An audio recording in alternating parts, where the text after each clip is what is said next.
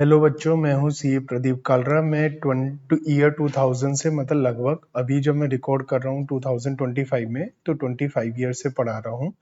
मैं आज रिकॉर्ड कर रहा हूँ आपके लिए डेमो लेक्चर, और वो भी 11th क्लास की अकाउंटिंग के लिए। तो मैं 11th क्लास की अकाउंटिंग के बारे में सारी बातें बताऊंगा।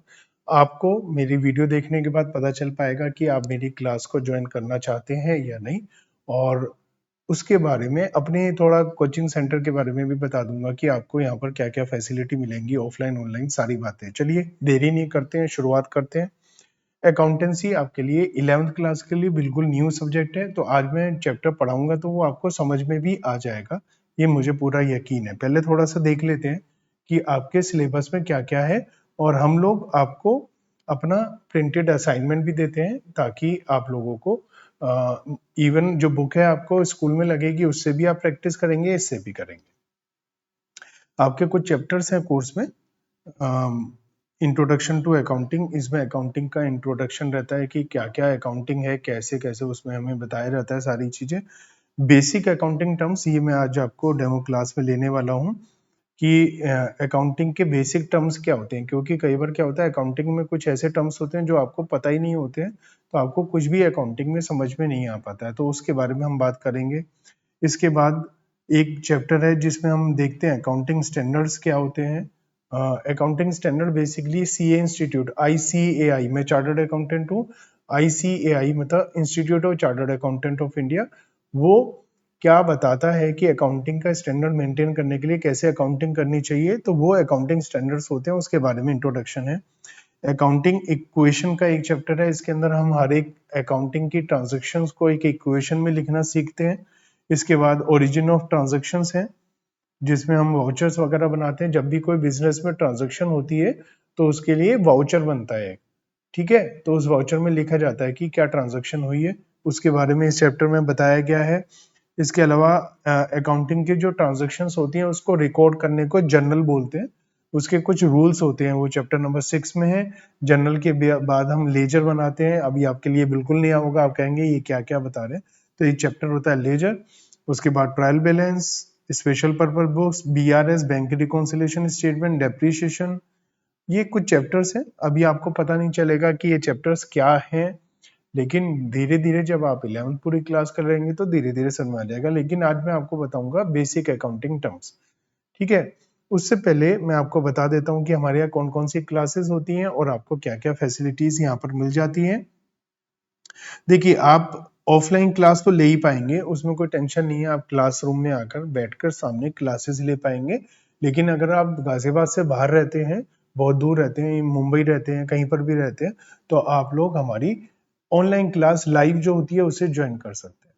तो ऑनलाइन लाइव क्लास को ज्वाइन कर सकते हैं आप, किसी भी लैपटॉप मोबाइल से आप हमारी क्लास ले सकते हैं। हमारी एक ऐप है, उसमें लॉगिन करने के बाद में ओटीपी आता है आपके मोबाइल नंबर से, और आप उसमें लॉगिन कर सकते हैं। ऑनलाइन लाइव क्लास ले सकते हैं, या गाजियाबाद में ही है तो ऑफलाइन ले सकते हैं आप।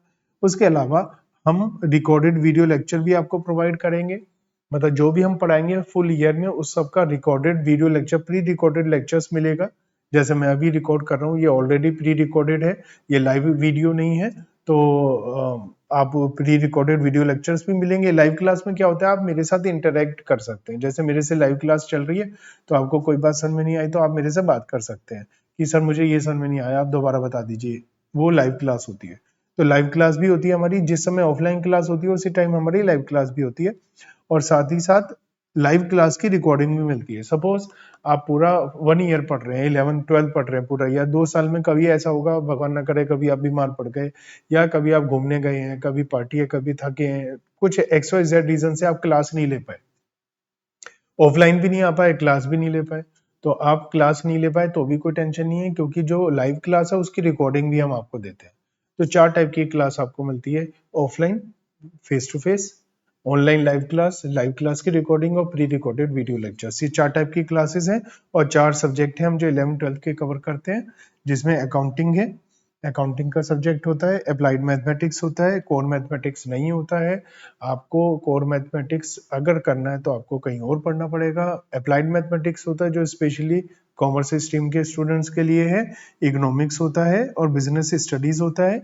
इसमें अकाउंटेंसी और अप्लाइड मैथमेटिक्स मैं पढ़ाता हूँ, मतलब मैं सीए प्रदीप कालरा मैं पढ़ाता हूँ, और जो इकोनॉमिक्स और बिजनेस स्टडीज है वो सीएस सीमा मैम पढ़ाती है। हमारी प्राइवेट लिमिटेड है, concept classes private limited, we are body corporate, और हमारा ये रिसेप्शन का नंबर है जिस पर आप कॉल कर सकते हैं या व्हाट्सएप के थ्रू कनेक्ट कर सकते हैं। ये मेरा पर्सनल नंबर है, इस पर आप कॉल करेंगे तो मे भी मैं कॉल ना उठाऊं क्योंकि मेरी क्लासेस चल रही होती है, तो आप इस पर व्हाट्सएप के थ्रू कनेक्ट कर सकते हैं। और ये हमारा एड्रेस है। चलिए, ये तो मैंने थोड़ा सा इंस्टीट्यूट के बारे में बता दिया। वैसे एवरी सैटरडे हम टेस्ट भी लेते हैं और बीच में भी वीकडेज में भी हम टेस्ट ले लेते हैं। टेस्ट ऑनलाइन ऑफलाइन सब हो जाते हैं, कोई टेंशन की बात नहीं है।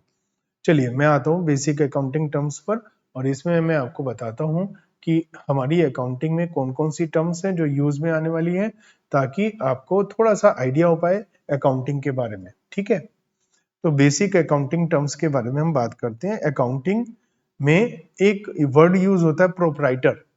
प्रोप्राइटर, तो प्रोप्राइटर का मतलब होता है ओनर। जो ओनर बिजनेस स्टार्ट कर रहा है, जो बिजनेस कर रहा है, उसे ओनर बोलते हैं। आपको मालूम है, अकाउंटिंग करते हुए हम लोग प्रोप्राइटर मतलब ओनर के हिसाब से नहीं सोचते हैं, बिजनेस के हिसाब से सोचते हैं। हम सोचते हैं कि बिजनेस एक अलग इंसान है और वो क्या अकाउंटिंग कर रहा है, वो क्या सोच रहा है, उसके हिसाब से अकाउंटिंग करते हैं। मैं एक एग्जांपल देता हूँ।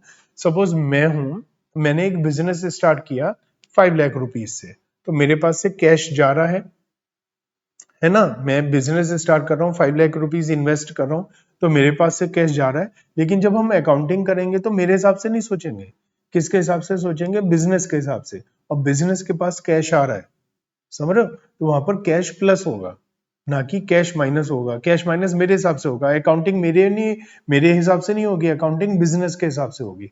ये बेसिक अकाउंटिंग फंडामेंटल कॉन्सेप्ट है, जिसे हम बिजनेस एंटिटी कॉन्सेप्ट कहते हैं। वो जब आप मेरे पास ज्वाइन कर लोगे तो उसके बारे में मैं तब बताऊंगा, क्योंकि एक ही दिन डेमो क्लास में मैं सारी बातें तो आपको बता नहीं सकता हूँ। तो प्रोप्राइटर कौन होता है, जो ओनर होता है, जो बिजनेस स्टार्ट करता है, उसे प्रोप्राइटर बोलते हैं। एंटिटी हम बिजनेस को बोल देते हैं। जो बिजनेस होता है वो एंटिटी कहलाता है। जैसे we are concept classes private limited, तो ये एक एंटिटी है। जैसे आपने नाम सुना होगा, LG electronics, Wipro, Maruti Suzuki, ये सब कौन है, एंटिटी। चलिए, अब नेक्स्ट पॉइंट पर आते हैं, जो कि है गुड्स। गुड्स किसे कहते हैं, गुड्स जिसमें हम डील करते हैं। जैसे कि ज्वेलरी शॉप पर ज्वेलर जो है वो किस में डील कर रहा है, ज्वेलरी में, है ना, गोल्ड, डायमंड, सिल्वर, तो ये उसके लिए गुड्स है। फर्नीचर शॉप पर वो फर्नीचर में डील कर रहा है, तो उसके लिए गुड्स क्या है, फर्नीचर। ऐसे मेडिकल स्टोर में वो मेडिसिन में डील कर रहा है, तो उसके लिए गुड्स क्या है, मेडिसिन। तो बिजनेस में क्या होता है, सामान बेचा जाता है और खरीदा जाता है। ठीक है, तो अगर हम वी आर परचेजिंग गुड्स और सेलिंग गुड्स मींस जो सामान हम खरीद रहे हैं, बेच रहे हैं, उसे गुड्स बोलते हैं। फाइन। अब देखो, मेरे पास मेरी फर्नीचर की शॉप है, तो जो फर्नीचर मैंने बेचने के लिए रखा हुआ है उसे मैं गुड्स बोल दूंगा। लेकिन जो फर्नीचर मैं खुद यूज कर रहा हूं या मेरे पास कस्टमर आ रहे हैं, उसे मैं गुड्स नहीं बोलूंगा, क्योंकि वो बेचने के लिए मैंने नहीं रखा है। उसे मैं असेट बोलूंगा, जिसके बारे में थोड़ी देर में बात करेंगे। नेक्स्ट है परचेजेस। जब भी मैं गुड्स खरीदूंगा, जैसे मैं फर्नीचर का काम है तो मैं किसी से फर्नीचर खरीद कर बेचता हूँ, तो जब मैं फर्नीचर खरीदूंगा, खरीदने को इंग्लिश में परचेजेस बोलते हैं, तो मैं गुड्स परचेज करूंगा तो उसे क्या बोलेंगे, परचेजेस। ऐसे ही मेरी मेडिकल स्टोर है, जब मैं मेडिसिन परचेज करूंगा तो उसे क्या बोलूंगा, परचेजेस ऑफ गुड्स। और ऐसे ही मेरी ज्वेलरी शॉप है, तो जब मैं ज्वेलरी परचेज करूंगा तो मैं उसे क्या बोलूंगा, परचेजेस ऑफ गुड्स। तो जो जिस चीज में मैं डील करता हूँ उसे परचेज करूंगा तो मैं क्या बोलूंगा, परचेजेस। और अगर वो मैं वापस करूंगा, सपोज मैंने कुछ सामान खरीदा, मुझे पसंद नहीं आया या खराब माल आ गया, मैं वापस करूंगा, तो उसे क्या बोलूंगा, परचेजेस रिटर्न्स। और अगर जिस चीज में मैं डील कर रहा हूँ, जिस गुड्स में मैं डील कर रहा हूँ, उन गुड्स को जब मैं बेचूंगा तो उसे क्या बोलूंगा मैं, सेल्स। जैसे मैं फर्नीचर की शॉप है, मैं फर्नीचर को बेचूंगा तो उसे बोलूंगा सेल्स ऑफ गुड्स। ठीक है, sales of goods. Sale of furniture नहीं बोलूंगा, सेल ऑफ गुड्स बोलूंगा। मेरी ज्वेलरी शॉप है, मैं ज्वेलरी बेचूंगा तो मैं उसे सेल ऑफ गुड्स बोलूंगा, सेल ऑफ ज्वेलरी नहीं बोलूंगा, याद रखना। और अगर मेरा सेल किया हुआ माल वापस आ जाता है तो उसे मैं सेल्स रिटर्न बोलूंगा। क्या हो सकता है, मेरा सेल किया हुआ माल वापस आ जाए, बिल्कुल हो सकता है। मैंने किसी को माल दिया, उसे पसंद नहीं आया, और मैंने उसे बोल रखा था, ऑप्शन दिया था कि आप मेरे से माल खरीदते हैं तो वापस भी कर सकते हैं अगर पसंद ना आए, या फिर माल खराब निकला था तो वो मुझे वापस कर सकता है। नेक्स्ट पॉइंट पर आते हैं। जीएसटी का नाम तो आपने सुना ही होगा। जीएसटी माल खरीदने पर या बेचने पर देना पड़ता है, जो टैक्स होता है गवर्नमेंट की जेब में जाता है। तो जीएसटी होता है गुड्स एंड सर्विस टैक्स। जब मैं माल खरीदूंगा तो मुझे जीएसटी देना पड़ेगा, जब मैं माल बेचूंगा तो मुझे जीएसटी मिलेगा मेरे कस्टमर से। फाइन। चलिए, अगर मैं जो आपको बता रहा हूं इसमें अगर आपको कोई भी टेंशन है, कोई भी बात समझ में नहीं आई, तो आप कमेंट, अगर इन केस आपके पास ऑप्शन आ रहा है कमेंट लिखने का, तो आप कमेंट लिखकर मेरे से पूछ सकते हैं, या आपके पास नीचे स्क्रॉलिंग में नंबर आ रहा है, या मैंने स्टार्टिंग में नंबर बताया भी था आपको, आप व्हाट्सएप पर मेरे नंबर पर मेरे से कोई भी डाउट पूछ सकते हैं, या फिर 8010 वाला नंबर जो रिसेप्शन का नंबर है उस पर आप कॉल करके भी पूछ सकते हैं। चलिए आगे बढ़ते हैं, और नेक्स्ट है इन्वेंट्री या स्टॉक। सपोज आपको वॉच खरीदनी है, घड़ी खरीदनी है, और आप एक शॉप पर गए, तो वहां पर बहुत सारी वॉचेस होंगी ना, उसमें से आप पसंद करेंगे। ऐसी कपड़ा खरीदना है आपको, जैकेट खरीदनी है, तो शॉप पर जाएंगे तो बहुत सारी जैकेट्स होंगी। तो उस सबको क्या रखते बोलते हैं, जो माल रखा होता है उसे स्टॉक बोलते हैं। ठीक है, इन्वेंट्री या स्टॉक। जितना माल मेरे पास रखा है, मान लिया आप ज्वेलरी शॉप पर आए, तो आपको ज्वेलरी पसंद करनी है, तो मैं बहुत सारी ज्वेलरी दिखाऊंगा आपको, तो वो मैंने, मेरा गुड्स है, लेकिन जो गुड्स मेरे पास रखा हुआ है उसे क्या बोलते हैं, स्टॉक।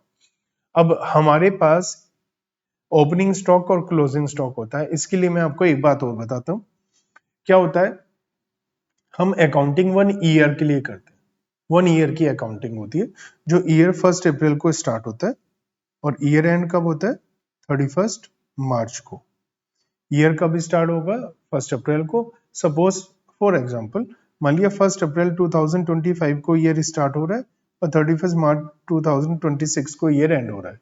तो जो 1 अप्रैल को मेरे पास गुड्स रखा हुआ है, स्टॉक रखा हुआ है, उसे मैं ओपनिंग स्टॉक बोलूंगा, और जो ईयर एंड पर रखा हुआ है वो क्लोजिंग स्टॉक होगा। ये ईयर एंड वाला जो स्टॉक है वो अगले दिन 1 अप्रैल 26 को नेक्स्ट ईयर के लिए ओपनिंग स्टॉक बन जाएगा। समझ रहे हो ना, मेरे पास आज ईयर एंड है, आज जो क्लोजिंग स्टॉक है वो अगला जब नया साल कल को स्टार्ट होगा उसके लिए वो ओपनिंग स्टॉक बन जाएगा। जैसे ये मेरे पास ओपनिंग स्टॉक है, ये पिछले साल का क्लोजिंग स्टॉक रहा होगा 31 मार्च 25 को। तो जो ईयर के फर्स्ट डे पर स्टॉक होता है स्टार्टिंग में, उसे ओपनिंग स्टॉक बोलते हैं, जो ईयर एंड में होता है उसे क्लोजिंग स्टॉक बोलते हैं। अभी स्टॉक भी हमारे पास अलग अलग तरीके का हो सकता है। Suppose we are manufacturer. Manufacturer किसे कहते हैं, मैन्युफैक्चरर उसे बोलते हैं जो खुद प्रोडक्शन करता है। ठीक है, और ट्रेडर किसे कहते हैं, ट्रेडर उसे बोलते हैं जो बना बनाया माल किसी से खरीद कर बेचता है। मैं आपको एक एग्जांपल देता हूँ। सपोज स्वीट शॉप है, हलवाई है, हम हलवाई का काम करते हैं, स्वीट शॉप है हमारी। अब स्वीट शॉप पर जो मिठाई है जो हम खुद बना रहे हैं वो हम उसके मैन्युफैक्चरर है। ठीक है, लेकिन सपोज हम कोल्ड ड्रिंक बेच रहे हैं, हल्दीराम की नमकीन बेच रहे हैं, वो हम खुद नहीं बना रहे हैं, वो तो बनी बनाई खरीद कर बेच रहे हैं, तो वो हम उसकी ट्रेडिंग कर रहे हैं। क्या कर रहे हैं, उसकी ट्रेडिंग। ठीक है, अब अगर हम हलवाई हैं और हम खुद ही मिठाई बना रहे हैं, तो मिठाई बनाने के लिए हमें क्या चाहिए, हमें चीनी चाहिए, है ना, हमें और अलग अलग चीजें चाहिए होंगी मिठाई बनाने के लिए। तो जो चीजें चाहिए मिठाई बनाने के लिए उसे रॉ मटेरियल बोलते हैं। सपोज हम फर्नीचर के मैन्युफैक्चरर हैं, तो फर्नीचर बनाने के लिए हमें क्या चाहिए, हमें लकड़ी चाहिए, फेविकॉल चाहिए, कील चाहिए, लोहा चाहिए, वो सब क्या है, रॉ मटेरियल। ठीक है, सपोज हम चिप्स बनाते हैं, हम लेज लेज कंपनी हमारी है, हम चिप्स बनाते हैं, तो चिप्स बनाने के लिए हमें क्या चाहिए, आलू चाहिए, है ना, पोटैटो चाहिए, पोटैटो चिप्स के लिए पोटैटो चाहिए, तो पोटैटो क्या होगा हमारे लिए, रॉ मटेरियल। तो रॉ मटेरियल वो होता है जिससे हम फिनिश गुड्स बनाते हैं, फिनिश गुड्स बनाते हैं। फिनिश गुड्स किसे कहते हैं, जो सामान हम बनाने के बाद में बेचते हैं उसे फिनिश गुड्स बोलते हैं। जैसे अगर मान लिया मैं चिप्स बना रहा हूँ तो फिनिश गुड चिप्स है, और अगर मैं फर्नीचर बना रहा हूँ तो फर्नीचर मेरा फिनिश गुड्स है। ठीक है, और वर्क इन प्रोग्रेस किसे कहते हैं, वर्क इन प्रोग्रेस कहते हैं कि जब मैंने कोई चीज बनानी शुरू की है बट ईयर एंड पर या किसी पर्टिकुलर टाइम पर जब हम बात कर रहे हैं उस समय तक वो पूरा कंप्लीट नहीं हुआ है, अभी वो बनना शुरू हुआ है, लेकिन पूरा का पूरा अभी वो कंप्लीट नहीं हुआ है। तो अगर कोई काम होना शुरू हो गया और कंप्लीट नहीं हुआ तो उसे क्या बोलते हैं, वर्क इन प्रोग्रेस। आपने कभी ध्यान दिया हो, आप रोड पर जा रहे हैं या मेट्रो के लिए कोई काम हो रहा है या रोड बन रहा है, तो उस पर लिखा होता है वर्क इन प्रोग्रेस, मतलब कार्य प्रगति पर है, हिंदी में लिखा होता है वर्क इन प्रोग्रेस। तो वर्क इन प्रोग्रेस का मतलब काम शुरू हो गया लेकिन अभी कंप्लीट नहीं हुआ। तो हमने काम बना माल बनाना शुरू कर दिया, गुड्स बनाना शुरू कर दिया, लेकिन अभी कंप्लीट नहीं हुआ, तो उसे क्या बोलते हैं, वर्क इन प्रोग्रेस। और स्टॉक इन ट्रेड किसे कहते हैं, जैसे हम मैंने कहा था ना, ट्रेडर है हम, हमारी हलवाई का काम है, हम स्वीट शॉप है और हम पेप्सी को खरीद रहे हैं या हल्दीराम की नमकीन खरीद रहे हैं, तो बना बनाया खरीद कर बेच रहे हैं, तो हम ट्रेडिंग कर रहे हैं उसकी। तो ट्रेडिंग कर रहे हैं किस चीज की? स्टॉक इन ट्रेड की। सपोज हमारी कन्फेक्शन शॉप है, ब्रेड बेच रहे हैं, ठीक है, तो ब्रेड हमने खुद बनाई नहीं है, ब्रिटेनिया की ब्रेड बेच रहे हैं, हमने खुद तो बनाई नहीं है। तो जो ब्रेड हमने खरीदी और बेची है, हमने क्या करा? इसकी ट्रेडिंग। लेकिन जो सामान खरीद रहे हैं बेच रहे हैं उसे क्या बोलते हैं? Stock in trade. ठीक है, अब तक समझ में आया? मैं तो बोलते बोलते थक गया। चलिए नेक्स्ट हम आते हैं असेट्स। असेट्स किसे कहते हैं? असेट्स का मतलब वो प्रॉपर्टी जिसको हम यूज करते हैं। अगर कोई भी ऐसी चीज जिसको हम यूज कर रहे हैं वो भी एसेट है, और कैश भी एसेट है, और कोई भी ऐसी चीज जिसको कैश में कन्वर्ट किया जा सकता है वो भी एसेट है। मतलब हमारी प्रॉपर्टी एसेट है, कोई भी ऐसी चीज जिसे कैश में कन्वर्ट कर सकते हैं वो भी एसेट है, जिसके बदले में पैसा मिलेगा वो भी एसेट है। कैसे? जैसे मान लिया बैंक में पैसा है हमारा, ठीक है, तो बैंक में से पैसा निकाल सकते हो ना, तो वो हमारी एसेट है। कैश भी हमारी एसेट है, ठीक है, बिल्डिंग भी हमारी एसेट है, उसे यूज कर रहे हैं, उसे बेच के पैसा भी मिलेगा, एसेट है। फर्नीचर जो जिसको यूज कर रहे हैं वो भी एसेट है, उसे यूज कर रहे हैं और उसे बेच के पैसा भी मिल सकता है। कंप्यूटर, लैपटॉप, मोबाइल्स, कार, सब हमारी एसेट्स है। टीवी, एसी, सब हमारी एसेट है। जिन सारी चीजों को यूज कर रहे हैं हम time to time, more than 1 year के लिए यूज कर रहे हैं, वो सारी हमारी एसेट है। इवन स्टॉक भी हमारी एसेट है, क्योंकि उसे बेचकर हमें पैसा मिलेगा। तो या तो which can be converted into cash, वो भी हमारी सब एसेट है। जो हमारे पास प्रॉपर्टी है वो भी सभी हमारी एसेट है। अब एसेट को हम क्लासिफाई कर सकते हैं non current asset and current asset में। नॉन करंट एसेट है जो मोर देन 1 ईयर के लिए हमारे पास है, उसे हम क्या बोलते थे? Current asset, non current asset. उसके अंदर हमारी फिक्स्ड एसेट आ जाती है, जैसे मोर देन 1 ईयर के लिए, जैसे कंप्यूटर, मशीनरी, फर्नीचर, बिल्डिंग, ये सब हमारी फिक्स्ड एसेट होती हैं। और टेंजिबल एसेट्स होती हैं। टेंजिबल एसेट मतलब जिसको हम देख सकते हैं, छू सकते हैं। तो जिस एसेट को हम देख सकते हैं, छू सकते हैं, वो सब हमारी कौन सी एसेट होती है? Tangible asset. और जिसको देख नहीं सकते, छू नहीं सकते, वो होती है इंटेंजिबल एसेट। जैसे गुडविल, गुडविल होते हैं हमारी पॉपुलैरिटी, फेमस है हम, जिस वजह से लोग हमारे पास ज्यादा आकर सामान खरीदते हैं, महंगा सामान बेचते हैं। ट्रेडमार्क, कॉपीराइट, है ना, पेटेंट, ये सारी लाइसेंस, ये सारी हमारी असेट्स हैं, बट इंटेंजिबल असेट है, जिसे देख नहीं सकते, छू नहीं सकते। तो ये भी हमारी असेट्स होती हैं, इंटेंजिबल असेट। जैसे कंप्यूटर का सॉफ्टवेयर, कंप्यूटर तो दिखाई दे रहा है लेकिन सॉफ्टवेयर थोड़ी ना दिखाई दे रहा है। और करंट एसेट कौन सी होती है? करंट एसेट वो एसेट होती है जो विद इन 1 ईयर चेंज हो जाती है। 1 ईयर के अंदर अंदर जिनको हम चेंज कर सकते हैं, उसको हम क्या बोलते हैं? Current asset. जैसे स्टॉक चेंज होता रहता है, किसी को उधार सामान बेचा हमने 1 महीने के लिए, तो 1 महीने में पैसा मिल जाएगा, वो हमारी करंट एसेट है। अभी उस पर भी आएंगे, ठीक है। अब आते हैं लाइव स्टॉक। कई बार हमारा काम ऐसा है कि जहाँ पर हमारे एनिमल्स की रिक्वायरमेंट होती है, जैसे हमारा वूल का काम है तो शीप है हमारे पास वूल के लिए, या फिर हमारा मिल्क का काम है तो हमारे पास काओ है, बफेलो है। तो ये सब हमारी एनिमल्स हैं जो हमारे काम में आते हैं, तो हमारी एसेट है। एसेट है क्योंकि उनको यूज कर रहे हैं, उनसे सामान हम काफी टाइम के लिए यूज कर रहे हैं, फिक्स्ड एसेट है हमारी, तो इसको लाइव स्टॉक बोल देते हैं। इन्वेस्टमेंट, देखिए बिजनेस के अंदर इन्वेस्ट करते हैं, बिजनेस के अंदर, बिजनेस के लिए, तो उसको हम क्या बोल देते हैं? Fixed asset. जैसे मैंने बताया था, building, computer, furniture, plant, machinery, ये सब हमारी फिक्स्ड एसेट है। अभी अभी मैंने नॉन करंट एसेट में आपको बताया था।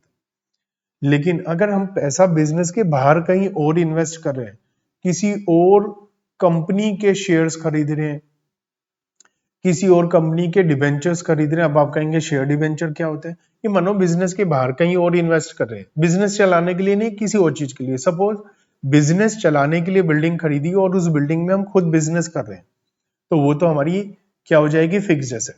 लेकिन अगर हमने एक बिल्डिंग खरीदी, उसमें बिजनेस नहीं कर रहे और उस बिल्डिंग को लेट आउट कर दिया, किराए पर दे दिया, और उस बिल्डिंग से हमें रेंट मिल रहा है, तो वो बिल्डिंग जो हमने लेट आउट की है, जिससे हमें रेंट मिल रहा है, वो क्या है? वो हमारी इन्वेस्टमेंट है। तो इन्वेस्टमेंट को इन्वेस्टमेंट बोलेंगे, बाकी एसेट को उसके नाम से बोलेंगे। जैसे बिल्डिंग खरीदी है, बिल्डिंग बिजनेस के लिए यूज कर रहे हैं तो उसको बिल्डिंग बोलेंगे, और अगर बिल्डिंग खरीदी है इन्वेस्टमेंट पर्पज के लिए, रेंट के लिए, तो उसे इन्वेस्टमेंट बोलेंगे। बात समझ में आती है? डेप्रीशिएशन, कोई भी ऐसी एसेट जिसकी लाइफ लिमिटेड होती है, उसकी वैल्यू डेप्रीशिएट होती रहती है पुरानी होने की वजह से। जैसे आपका मोबाइल है, मोबाइल आपने खरीदा आज 1 लाख रुपए का सपोज, और अगर आप 2 साल 3 साल बाद बेचोगे तो 1 लाख का नहीं बिकेगा ना, पुराना हो गया। पुराना होने पर उसकी वैल्यू कम हो गई, जिसे हम बोलते हैं डेप्रीशिएट हो गई। डेप्रीशिएशन बोलते हैं decrease in value of asset. जैसे जैसे हम उसे यूज करते हैं, जैसे जैसे टाइम निकलता है, असेट की वैल्यू डाउन होती चली जाती है। जैसे हमारी कार है, कार को पुराना होने पर उसकी वैल्यू डाउन हो जाएगी, तो उसे क्या बोलते हैं? डेप्रिशिएशन। नेक्स्ट है लाइबिलिटी। ये लाइबिलिटी असेट का अपोजिट होता है। असेट का मतलब जो कैश है या जिसे कैश में कन्वर्ट किया जा सकता है, वो सब कुछ क्या होता है? हमारी एसेट। लाइबिलिटी क्या होता है? जिसके बदले में हमें पेमेंट करनी पड़ेगी या कोई काम करना पड़ेगा। जैसे मैंने किसी को पैसा देना है, मैंने बैंक से लोन लिया, मुझे पैसा वापस करना पड़ेगा, तो ये मेरी लाइबिलिटी है। मैंने किसी से उधार सामान खरीदा, मुझे पैसा वापस देना पड़ेगा, मेरी लाइबिलिटी है। मैंने किसी से एडवांस लिया, मुझे उसका काम करना है, अभी उसे माल भेजना है, मैंने उसका काम करना है, तो ये मेरी लाइबिलिटी है। तो लाइबिलिटी का मतलब या तो मुझे पैसा देना है या उसका भी काम करना है। ठीक है। अब जैसे असेट में दो टाइप की असेट थी, नॉन करंट एसेट और करंट एसेट, ऐसी लाइबिलिटी में भी दो टाइप की लाइबिलिटी है, नॉन करंट लाइबिलिटी और current liability. Non current liability जिसका पेमेंट 1 साल के बाद करना है, वो नॉन करंट लाइबिलिटी है। करंट लाइबिलिटी जिसका पेमेंट 1 ईयर के अंदर अंदर करना है, वो हमारी करंट लाइबिलिटी है। जैसे हमने बैंक से लोन लिया 3 ईयर के लिए, तो ये नॉन करंट लाइबिलिटी है। और अगर हमने किसी से 1 मंथ के लिए क्रेडिट पर गुड्स परचेज किया, उधार माल खरीदा, तो ये हमारी करंट लाइबिलिटी हो जाएगी। कैपिटल, मैंने आपको स्टार्टिंग में बताया था कि ओनर अलग है, ठीक है, और बिजनेस अलग है, और हम बिजनेस के हिसाब से अकाउंटिंग करते हैं। हम सोचते हैं कि बिजनेस के पास पैसा आ रहा है जब इन्वेस्टमेंट की जाती है, ठीक है। तो जो पैसा ओनर जो पैसा ओनर बिजनेस में इन्वेस्ट करता है, उसे कैपिटल बोलते हैं। Money invested bye owner into the business, उसे क्या बोलते हैं? कैपिटल। ये फ्यूचर में बढ़ती जाती है, कैसे और प्रॉफिट होगा वो भी इसमें ऐड होता रहेगा, और पैसा लगाएगा फ्यूचर में ओनर, तो वो भी इसमें ऐड होता रहेगा। अगर ओनर अपना कैपिटल इन्वेस्टमेंट में से पैसा निकालेगा तो ये कम भी होता जाएगा, लॉस होगा तो कम भी हो जाएगा। Next one is drawings. देखिए, जो प्रॉफिट हुआ ओनर को, उस प्रॉफिट में से, अभी ऐसा तो है नहीं ओनर ने बिजनेस में पैसा लगाया कभी जिंदगी में वापस ही नहीं निकालेगा। छोटे मोटे खर्चे कहां से करेगा? रोजाना के रूटीन एक्सपेंस कहां से करेगा? ओनर बिजनेस में से निकालेगा। तो जो रेगुलर बेसिस पे पर्सनल नेचर का पैसा या कोई गुड्स घर पे लेकर जाता है ओनर, उसे हम क्या बोलते हैं? ड्रॉइंग्स। तो पर्सनल यूज के लिए जो लेकर जाता है ओनर, उसे क्या बोलते हैं? ड्रॉइंग्स। डेटर्स या डेप्टर्स बोलते हैं, सब डेप्टर्स नहीं होता, डेटर होता है, इसमें बी साइलेंट होता है। डेटर्स, डेटर्स का मतलब क्या होता है? डेटर्स का मतलब जिसको उधार माल हमने बेचा है, जिस इंसान को उधार माल बेचा। कई बार क्या होता है ना, हम कह रहे हैं हमारी दुकान पर कोई आया, उसने कहा मुझे उधार चाहिए क्योंकि आज पैसा नहीं है, 1 महीने बाद देगा। हमने उधार दे दिया, हमें जानता है वो। तो जिसको उधार सामान देते हैं उसे डेटर बोलते हैं। To whom we have sold goods on credit, उसे क्या बोलते हैं? डेटर्स। ये हमारी करंट एसेट होता है। क्यों होता है करंट एसेट्स? क्योंकि इनका पैसा विद इन 1 ईयर हमें मिल जाता है, 1-2 महीने में मिल जाता है। और नॉन करंट एसेट उसे बोलते हैं जिसका पैसा 1 साल के बाद मिलता है, लेकिन इनका पैसा 1 साल के अंदर अंदर मिल जाता है, तो ये करंट एसेट होता है। ऐसी करंट लाइबिलिटीज, करंट लाइबिलिटीज में क्या आता है? क्रेडिटर्स। क्रेडिटर्स कौन होते हैं? जिनसे उधार माल खरीदा हमने, from whom we have purchase goods on credit, जिससे गुड्स उधार खरीदा। जैसे मेरी ज्वेलरी शॉप है, अब मैं किसी ना किसी से ज्वेलरी खरीदता हूँ, तो अगर मैंने उससे उधार खरीदी है तो मैं उसे क्रेडिटर बोलूंगा।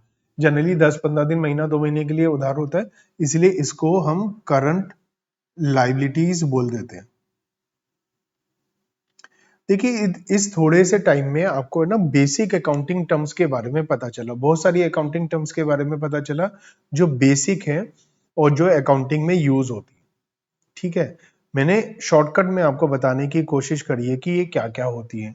उम्मीद है आपको समझ में आया होगा। इन केस आपको समझ में आया और अच्छा लगा, तो आप हमारे यहाँ क्लासेस ज्वाइन कर सकते हैं 11th के लिए, 12th के लिए। और हमारे यहाँ सीए की क्लासेस भी होती है, सीए की क्लासेस भी होती है, लेकिन अभी क्योंकि ये डेमो 11th क्लास के लिए है, तो मैं केवल 11th के लिए बता रहा हूँ। और टाइमिंग, अगर आपको बैच का टाइमिंग पूछना है या फिर आप फी स्ट्रक्चर वगैरह पूछना चाहते हैं, तो आप दोनों नंबर पर व्हाट्सएप कर सकते हैं, या ऑफिस टाइमिंग्स में सुबह 10 बजे से लेके शाम को 7 बजे तक आप ऊपर वाले नंबर पर कॉल कर सकते हैं।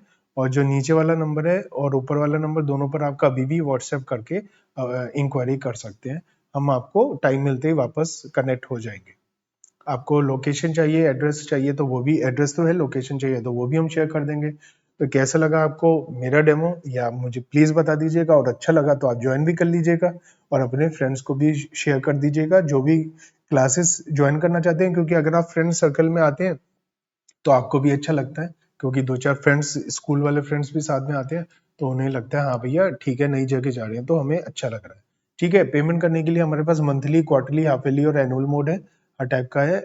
Obviously annual mode, half yearly और क्वार्टरली में कुछ डिस्काउंट ज़्यादा होता चला जाता है, तो उसके लिए भी आप पूछ लीजिएगा।